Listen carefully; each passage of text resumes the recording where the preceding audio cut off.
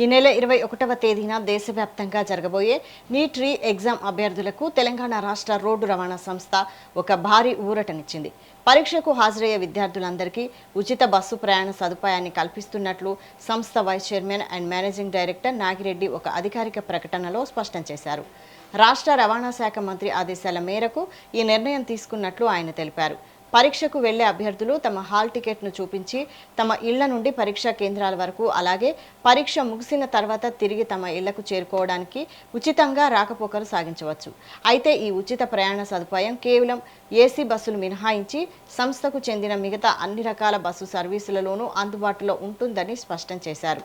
ఈ పరీక్షకు రాష్ట్రం నుండి దాదాపు 73,000 మంది అభ్యర్థులు హాజరవుతున్నట్లు TGSRTC VC and MD Nagireddy తెలిపారు. విద్యార్థులు సకాలంలో ఎలాంటి ఒత్తిడి లేకుండా పరీక్షా కేంద్రాలకు చేరుకునేలా ఆయా మార్గాల్లో తగినన్ని అదనపు బస్సులను ఏర్పాటు చేస్తున్నామన్నారు.